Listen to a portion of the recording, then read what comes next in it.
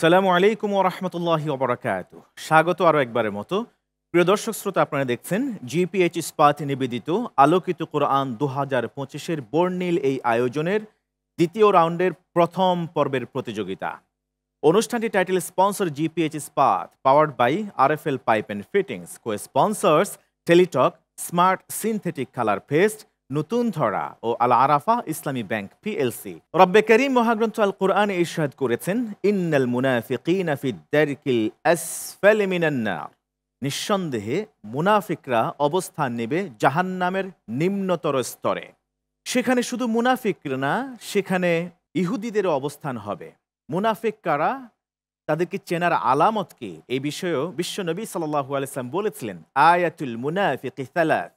মুনাফিককে trace out করার জন্য চরিত্র তিনটি।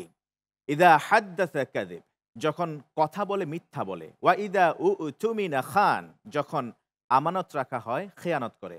ওয়া ইদা ওয়া'দা আখলাফা, যখন সে ওয়াদা করে প্রতিশ্রুতি ভঙ্গ করে।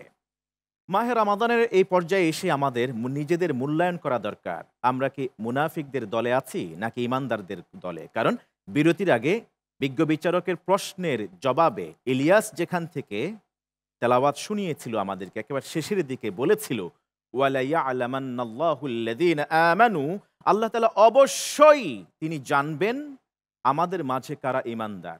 ওয়ালা ইয়ালামান্নাল্লাহুল মুনাফিকিন, তিনি অবশ্যই এটাও যাচাই করবেন আমাদের মাঝে কারা মুনাফিক। আমরা কি মুনাফিকের দলে আছি নাকি ঈমানদারদের দলে? এই প্রশ্ন রেখে ডেকে নিচ্ছি পরবর্তী প্রতিভাকে। এবারের বন্ধু হাফেজ রাকিবুল ইসলাম। আলোকিত কোরআন, আলোকিত কোরআন। আসসালামু আলাইকুম ওয়া রাহমাতুল্লাহি ওয়া বারাকাতুহু। ওয়া আলাইকুম আসসালাম ওয়া রাহমাতুল্লাহি ওয়া বারাকাতুহু। বিজ্ঞ বিচারকের কাছে প্রশ্নের জন্য ফদিলাতুল উস্তাজ ডক্টর ফাউকি মুহাম্মদ জাওয়াদ হাফিজাহুল্লাহ। اقرأ من قوله تعالى يا أيها الذين آمنوا إن من أزواجكم وأولادكم عدوا لكم فاحذروهم. أعوذ بالله من الشيطان الرجيم. بسم الله الرحمن الرحيم.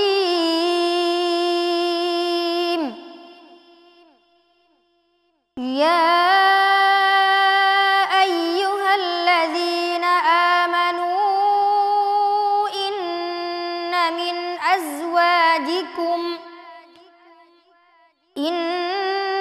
من أزواجكم وأولادكم عدوا لكم فاحذروهم.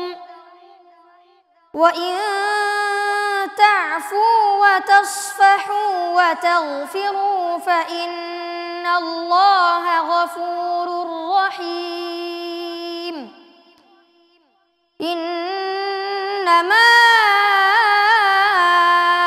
أموالكم وأولادكم فتنة والله عنده أجر عظيم. فاتقوا الله ما استطعتم واسمعوا وأطيعوا وأنفقوا خيرا لأنفسكم ومن يوق شح نفسه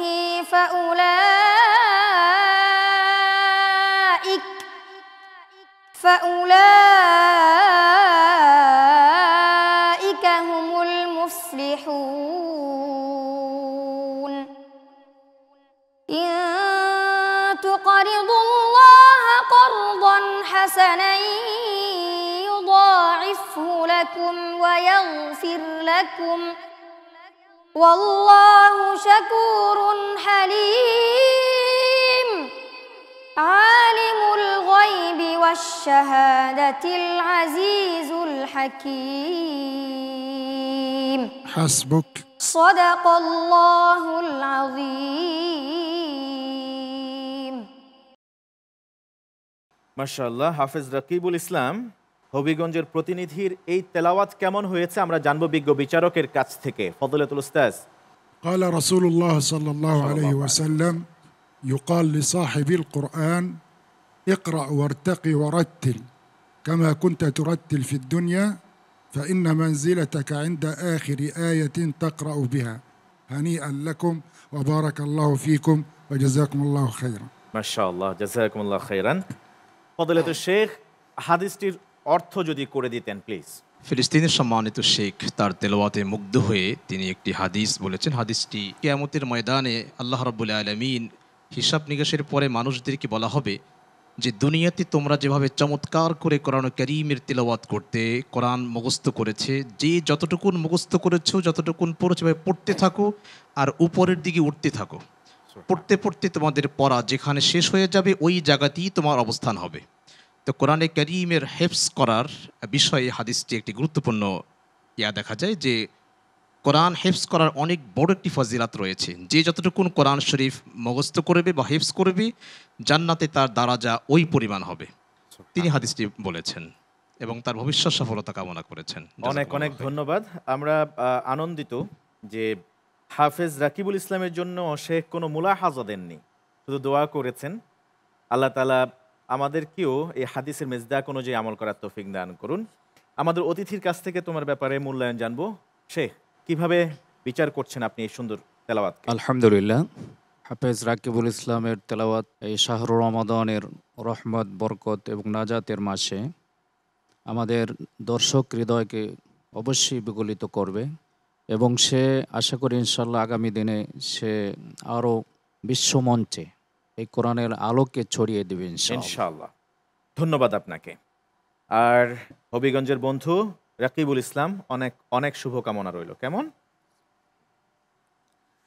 আসসালামু আলাইকুম ওয়া রাহমাতুল্লাহি ওয়া বারাকাতুহু। ওয়া আলাইকুম আসসালাম ওয়া রাহমাতুল্লাহি ওয়া বারাকাতুহু।